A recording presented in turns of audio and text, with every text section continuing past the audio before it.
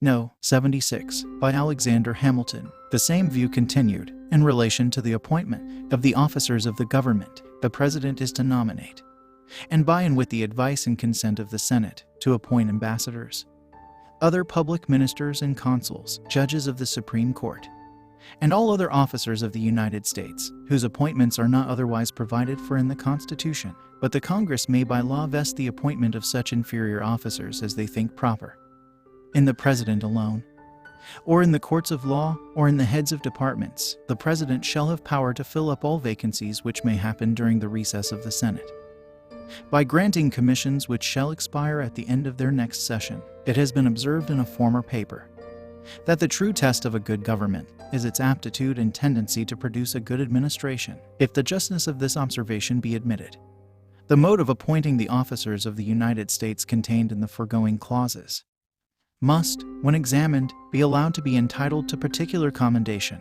It is not easy to conceive a plan better calculated to promote a judicious choice of men for filling the offices of the Union.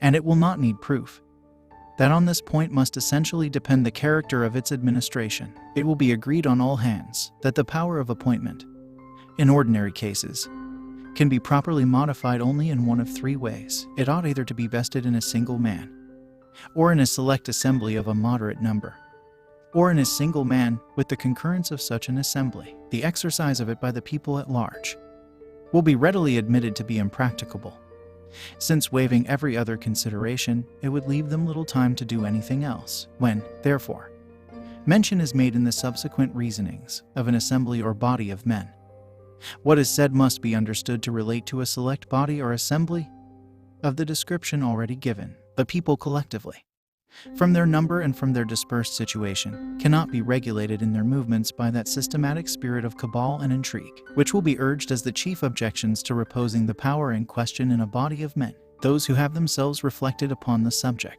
or who have attended to the observations made in other parts of these papers, in relation to the appointment of the President, will, I presume, agree to the position that there would always be great probability of having the place supplied by a man of abilities, at least respectable. Premising this, I proceed to lay it down as a rule that one man of discernment is better fitted to analyze and estimate the peculiar qualities adapted to particular offices than a body of men of equal, or perhaps even of superior discernment. The sole and undivided responsibility of one man will naturally beget a livelier sense of duty and a more exact regard to reputation. He will, on this account, feel himself under stronger obligations, and more interested to investigate with care the qualities requisite to the stations to be filled, and to prefer with impartiality the persons who may have the fairest pretensions to them. He will have fewer personal attachments to gratify than a body of men who may each be supposed to have an equal number, and will be so much the less liable to be misled by the sentiments of friendship and of affection. There is nothing so apt to agitate the passions of mankind as personal considerations, whether they relate to ourselves or to others, who are to be the objects of our choice or preference. Hence, in every exercise of the power of appointing to offices by an assembly of men, we must expect to see a full display of all the private and party likings and dislikes, partialities and antipathies, attachments and animosities, which are felt by those who compose the assembly. The choice which may at any time happen to be made under such circumstances will of course be the result either of a victory gained by one party over the other, or of a compromise between the parties. In either case, the intrinsic merit of the candidate will be too often out of sight. In the first, the qualifications best adapted to uniting the suffrages of the party will be more considered than those which fit the person for the station. In the last, the coalition will commonly turn upon some interested equivalent. Give us the man we wish for this office, and you shall have the one you wish for that. This will be the usual condition of the bargain, and it will rarely happen that the advancement of the public service will be the primary object either of party victories or of party negotiations. The truth of the principles here advanced seems to have been felt by the most intelligent of those who have found fault with the provision made in this respect by the convention. They contend that the President ought solely to have been authorized to make the appointments under the federal government, but it is easy to show that every advantage to be expected from such an arrangement would, in substance, be derived from the power of nomination, which is proposed to be conferred upon him While several disadvantages which might attend the absolute power of appointment in the hands of that officer would be avoided, in the act of nomination, his judgment alone would be exercised. And as it would be his sole duty to point out the man who with the approbation of the Senate should fill an office, his responsibility would be as complete as if he were to make the final appointment. There can, in this view, be no difference between nominating and appointing. The same motives which would influence a proper discharge of his duty in one case would exist in the other, and as no man could be appointed but upon his previous nomination, every man who might be appointed would be, in fact, his choice. But his nomination may be overruled. This it certainly may. Yet it can only be to make place for another nomination by himself. The person ultimately appointed must be the object of his preference. Though perhaps not in the first degree, it is also not probable that his nomination would often be overruled. The Senate could not be tempted, by the preference they might feel to another, to reject the one proposed, because they could not assure themselves that the person they might wish would be brought forward by a second or by any subsequent nomination. They could not even be certain that a future nomination would present a candidate in any degree more acceptable to them.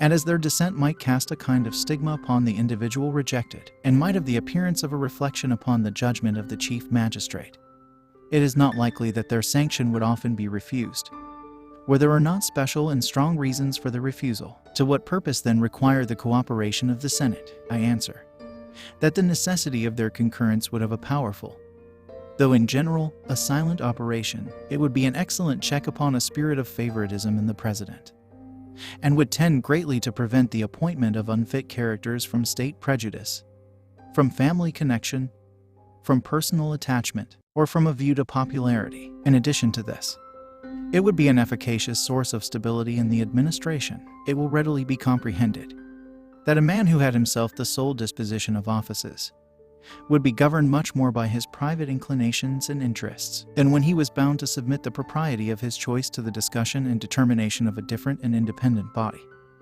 and that body an entire branch of the legislature. The possibility of rejection would be a strong motive to care in proposing, the danger to his own reputation, and, in the case of an elective magistrate, to his political existence, from betraying a spirit of favoritism or an unbecoming pursuit of popularity, to the observation of a body whose opinion would have great weight in forming that of the public, could not fail to operate as a barrier to the one and to the other. He would be both ashamed and afraid to bring forward, for the most distinguished or lucrative stations, candidates who had no other merit than that of coming from the same state to which he particularly belonged, or of being, in some way or other, personally allied to him, or of possessing the necessary insignificance and pliancy to render them the obsequious instruments of his pleasure. To this reasoning it has been objected that the President, by the influence of the power of nomination, may secure the complaisance of the Senate to his views. The supposition of universal venality in human nature is little less an error in political reasoning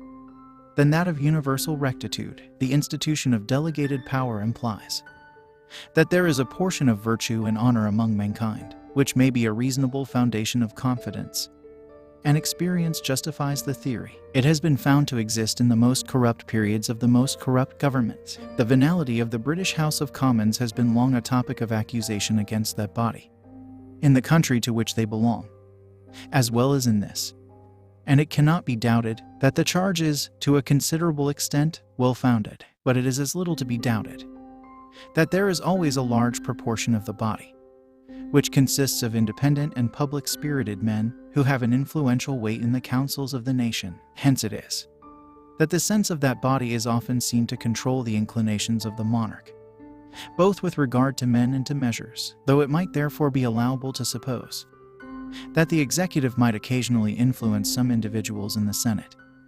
Yet the supposition that he could in general purchase the integrity of the whole body would be forced and improbable. A man disposed to view human nature as it is, without either flattering its virtues or exaggerating its vices, will see sufficient ground of confidence in the probity of the Senate to rest satisfied, not only that it will be impracticable to the executive to corrupt or seduce a majority of its members, but that the necessity of its co-operation in the business of appointments will be a considerable and salutary restraint upon the conduct of that magistrate. Nor is the integrity of the Senate the only reliance. The Constitution has provided some important guards against the danger of executive influence upon the legislative body.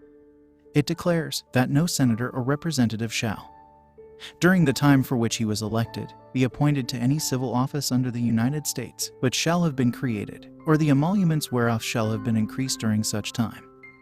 And no person holding any office under the United States shall be a member of either house during his continuance in office. Publius,